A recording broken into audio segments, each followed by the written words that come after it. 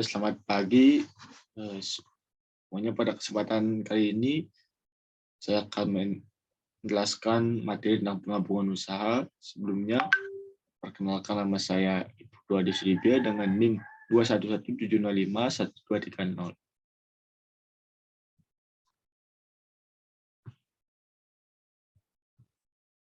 Yang pertama, pengertian penggabungan usaha. Menurut Pernyataan Standar Akuntansi Keuangan Nomor 22 Paragraf 8 Tahun 1999, penggabungan usaha merupakan pernyataan dua atau lebih perusahaan yang terpisah menjadi satu entitas ekonomi karena satu perusahaan yang menyatu dengan perusahaan lain atau memperoleh kendali atas aktiva dan operasi perusahaan lain. Perluasan eksternal lebih disukai daripada perusahaan internal karena yang pertama itu keunggulan biaya, yang kedua memperkecil keterlambatan operasi, yang ketiga menghindari pengambil alihan, yang keempat akuisisi aktiva tak berwujud, yang kelima memperoleh keuntungan pajak. Nah, bentuk-bentuk hukum penggabungan usaha sebagai berikut.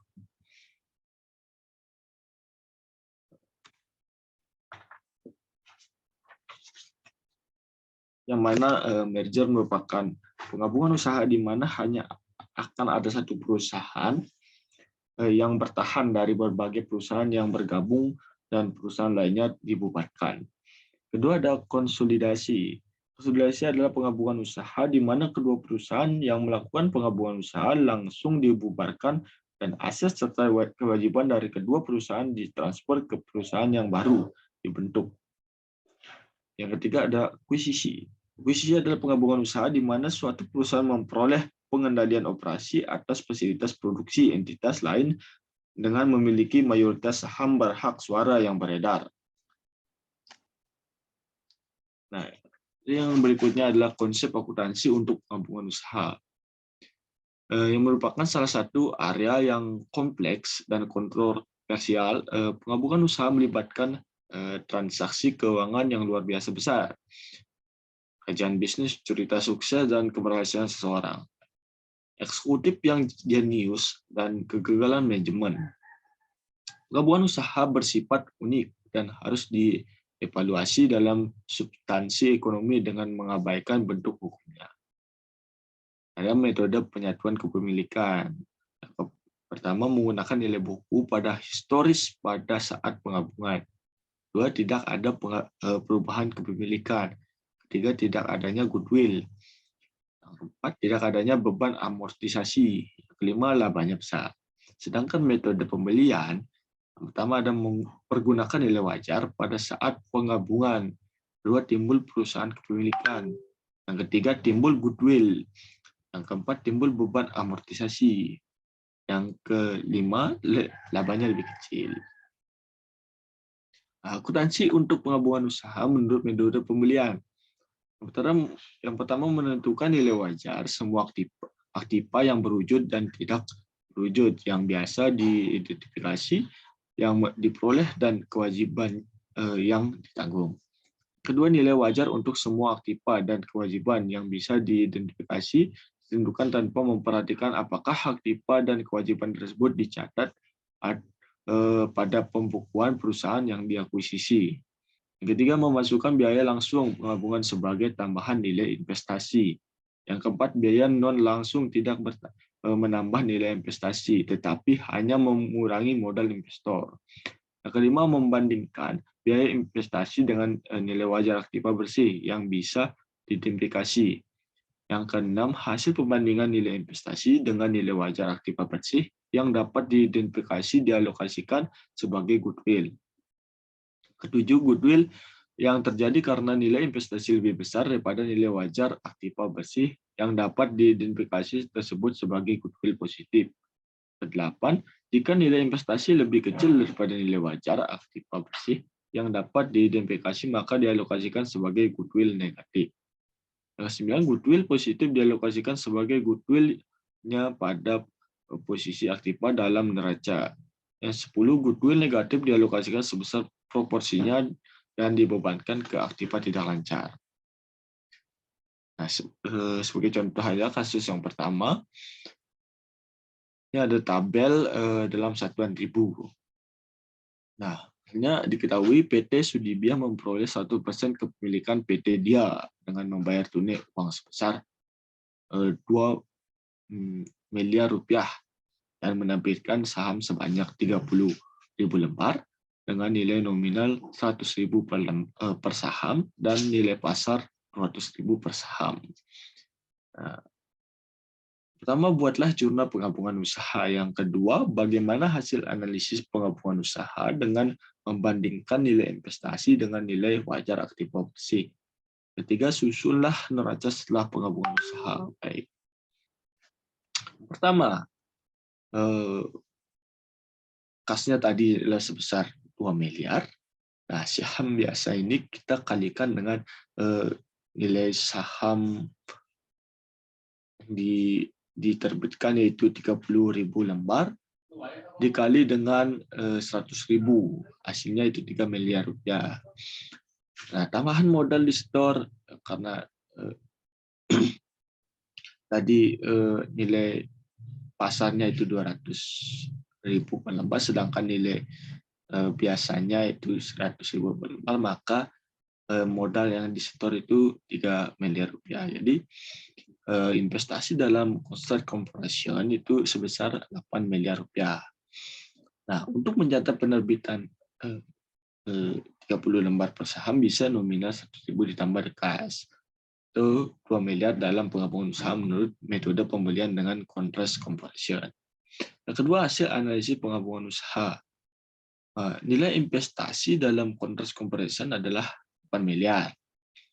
Sedangkan nilai wajar aktiva bersih Kontrak Corporation adalah 6 miliar. Maka hasil perbandingannya adalah 2 miliar. Karena nilai investasi lebih besar daripada nilai wajar aktiva bersih, maka dapat disimpulkan bahwa sebagai goodwill positif. Dan hasil pembandingannya adalah 2 miliar. Nah, neraca setelah penggabungan usaha. Ada kas, ada piutang bersih, persediaan tanah, bangunan bersih, peralatan bersih, paten, goodwill, dan ditotalkan di sana mendapatkan 9.200.000. Ini dalam satuan apa itu namanya? Dalam satuan ribu, Pak. Jadi nilainya semuanya itu 9.200.000.000. Nah, di Pasipa ada utang usaha, wesel bayar, kewajiban lain, investasi pada kontrak corporation, dan total Pasipa. Nah, itu hasilnya sama. 9.200.000. Nah, kasus yang kedua, misalnya diketahui tabel berikut dan disuruh PT Sudibya memperoleh 1% kepemilikan PT Dia dengan membayar tunai uang sebesar 2 miliar dan menerbitkan saham sebanyak 25.000 lembar dengan nilai nominal 50.000 per saham dan nilai pasar 100.000 per saham. 14 jurnal penggabungan usaha. 2. Bagaimana hasil analisis penggabungan usaha dengan membandingkan nilai investasi dengan nilai wajar aktiva bersih. 3. Susunlah neraca setelah penggabungan usaha.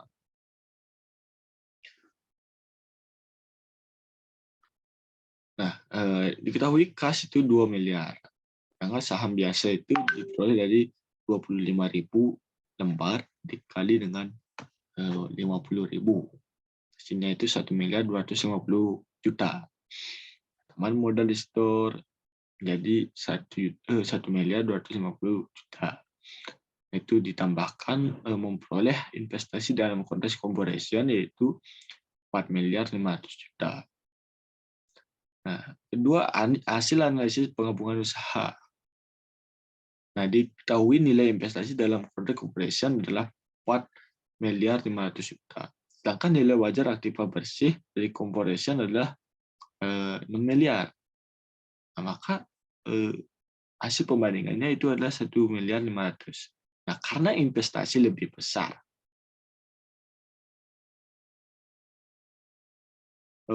mohon maaf, karena nilai wajar aktiva bersih lebih besar daripada nilai investasi dalam kontrak corporation, maka dapat disimpulkan sebagai goodwill negatif.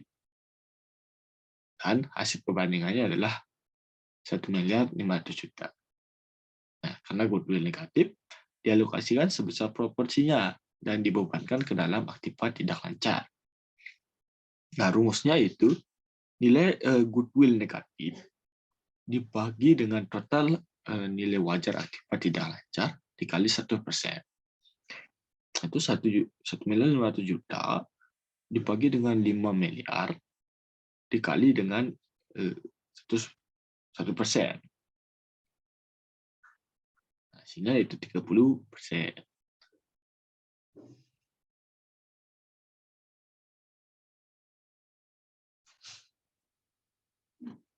Sekarang pembebanan ke aktiva tidak lancar. Nah, aktiva tidak lancar itu yang meliputi tanah, bangunan, peralatan, paten. Nah, sedangkan nilai wajarnya itu tanah sebesar 500.000, ini dalam satuan ribu. Jadi ini 500 juta, bangunan itu 2.500.000, yang peralatan 1.750.000, paten 250.000, dan total semua itu 5 miliar yang tadi dijelaskan. Nah, karena kurangnya itu sebesar 30% atas kelebihan nilai wajar terhadap biaya. Nah, jadi diperoleh 500.000 dikali 30% yaitu 150.000, dan di bawahnya 750.000, 525.000, 75.000, totalnya itu 1.500.000. Nah, jumlah yang dapat dibebankan ke aktiva yaitu 500 dikurangi 150.000, hasilnya itu 350.000. Begitu juga dengan di bawahnya. Nah, susunan raca setelah penggabungan usaha sebagai berikut. Nah, kas itu di jumlah aktiva itu ditotalkan memperoleh 5.700.000. Sedangkan pasipa dia ada tambahannya satu, yaitu investasi pada kontrak corporation diperoleh dari kontrak corporation, yaitu jumlah 4.500.000 atau dalam satuan ribuan yaitu 4.500.000.000. Nah, diperoleh hasilnya sama, yaitu total pasipa dan aktiva itu sama, yaitu 5.700.000. Nah, materi berikutnya itu pengakuan dan pengukuran aktiva tidak berwujud selain goodwill. Nah, menurut Accounting Principles Board atau IPB, opinion nomor 16, perusahaan mengakui setiap aktiva tidak berwujud yang dapat diidentifikasi dan diberi nama. Sekarang perusahaan harus mengakui aktiva tidak berwujud yang terpisah dari goodwill hanya jika aktiva itu termasuk dalam satu dari dua kategori, yaitu aktiva tidak berwujud dan aktiva diakui harus memenuhi baik kriteria terpisah maupun kriteria hukum kontraktual. Financial Accounting Standard Board atau PISB mendefinisikan bahwa aktiva tidak berwujud sebagai aktiva lancar atau tidak lancar yang tidak memiliki wujud atau substansi fisik. Menurut Financial Accounting Standard Board, aktiva tidak berwujud harus diakui sebagai aktiva yang terpisah dari goodwill jika aktiva itu berasal dari hak kontraktual atau hak hukum lainnya, maka harus diakui sebagai aktiva yang terpisah dari goodwill hanya jika dapat dipisahkan, yaitu aktiva tersebut dipisahkan atau dibagi dari entitas yang diakuisisi dan dijual, ditransfer, disewakan, atau ditukar. Jadi berikutnya adalah pembayaran kontingent dalam penggabungan usaha dengan metode pembelian. Kontingent mungkin melibatkan distribusi kas atau aktiva lainnya atau penerbitan sekuritas, uang, atau ekuitas. Pembayaran kontingent yang dapat ditentukan pada tanggal akuisisi dicatat sebagai bagian dari biaya penggabungan. Pembayaran kontingent yang tidak dapat ditentukan pada tanggal akuisisi diakui ketika kontingent diselesaikan dan pembayaran dapat diterbitkan. Apabila kontingent melibatkan tingkat laba di masa depan, nilai pasar wajar dari pembayaran yang distribusikan diakui sebagai biaya tambahan dari perusahaan yang diakuisisi. Biaya tambahan tersebut biasanya diakui sebagai goodwill dan tidak perlu diamortisasi sepanjang sisa umur aktiva tersebut. Nah, kontroversi goodwill. General Expert Accounting Principle (GIIP) mendefinisikan goodwill sebagai kelebihan biaya investasi terhadap nilai wajar aktiva yang diterima. Secara teori, goodwill merupakan ukuran nilai sekarang dari kelebihan laba masa depan yang diproyeksi dari perusahaan yang bergabung terhadap laba normal perusahaan sejenis. Berikutnya, akuntansi internasional untuk goodwill. Nah, baik IASB maupun PASB sama-sama mengeliminasi perbedaan dalam akuntansi untuk penggabungan usaha menurut IFRS dan GIIP Amerika Serikat. PASB sedang mempertimbangkan untuk merevisi standarnya guna mengharmonisasikan dengan persyaratan IPSC 3. Sebagai contoh, menurut GIIP Amerika Serikat, jumlah yang dibebankan penelitian dan pengembangan pembelian dalam proses harus dibebankan, di mana IPSC 3 mengizinkan kapitalisasi biaya tersebut sebagai aktiva yang terpisah dan dapat diidentifikasi. Akuntansi untuk goodwill dan aktiva tidak berwujud lainnya. Menurut PASB Statement nomor 141 dan 142, perusahaan mencatat goodwill tetapi tidak mengamortisasikannya. PASB mengharuskan perusahaan menilai goodwill secara periodik untuk penurunan nilainya. Penurunan nilai ini terjadi apabila nilai goodwill yang dicatat lebih besar dibandingkan dengan nilai wajarnya. Perhitungan nilai wajar goodwill ini dilakukan dengan cara yang sama seperti dalam perhitungan awal pada tanggal penggabungan usaha. Jika penilaian seperti itu terjadi, perusahaan akan mengurangi nilai goodwill ke jumlah baru yang diestimasi dan akan dicatat kerugian pengofset dalam menghitung laba bersih periode tertentu.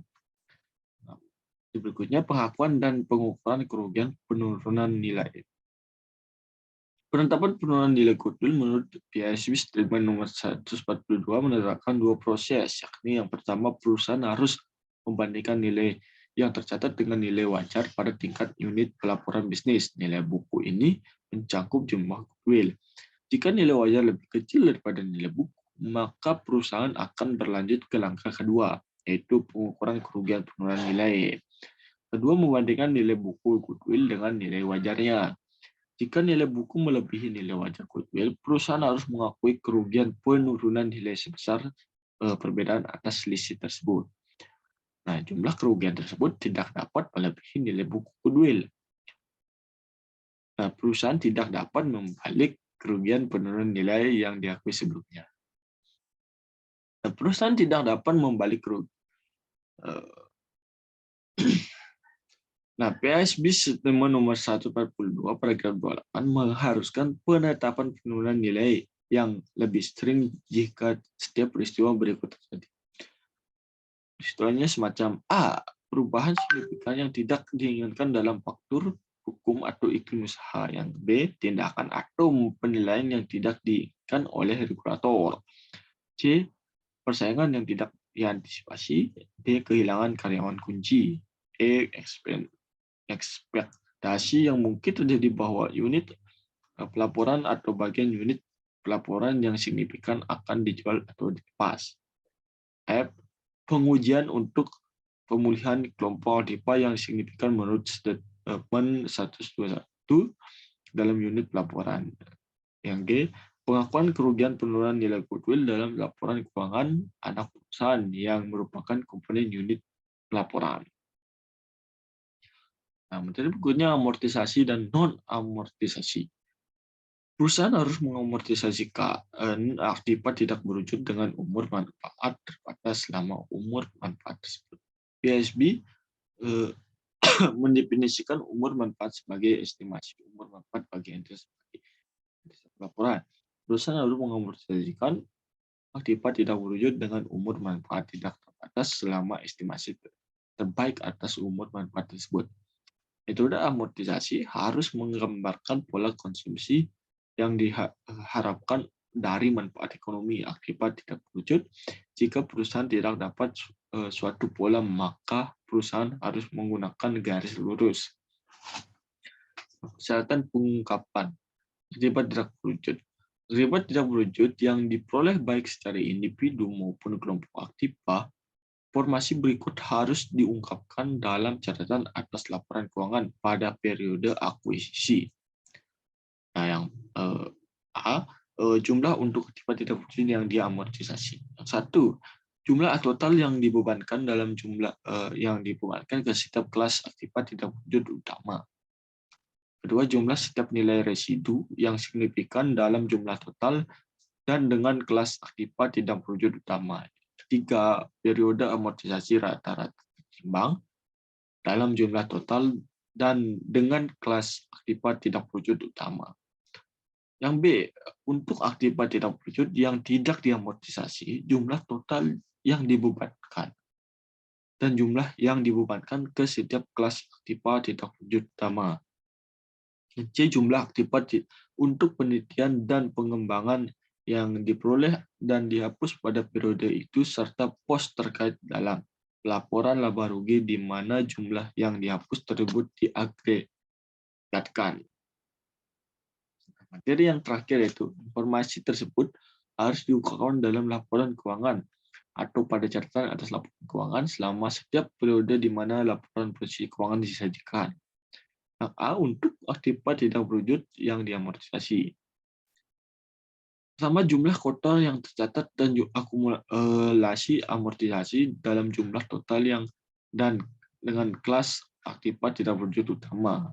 Kedua, beban amortisasi agregat selama periode itu. Ketiga, estimasi beban amortisasi agregat untuk masing-masing dari 5 tahun fiskal yang berurutan.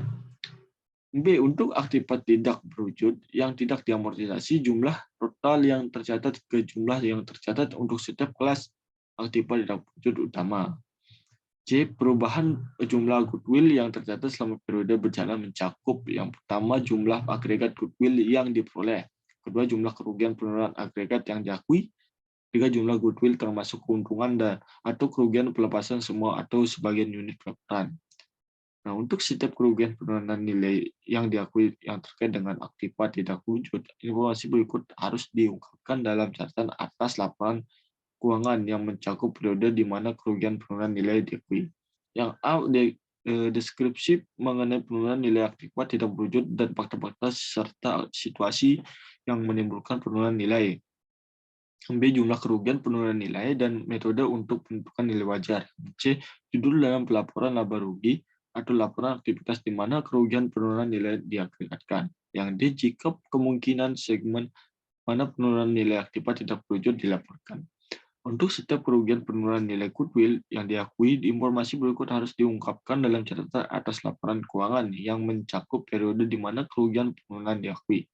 Yang A, deskripsi fakta-fakta atas situasi yang menimbulkan penurunan nilai. Yang B, jumlah kerugian penurunan nilai dan B, metode penentuan nilai wajar untuk unit pelaporan yang berkaitan.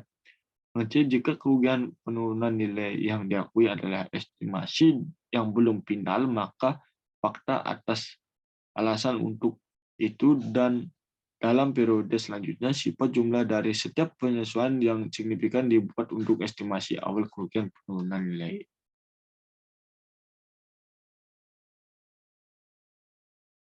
Baik, mungkin itu saja dari saya.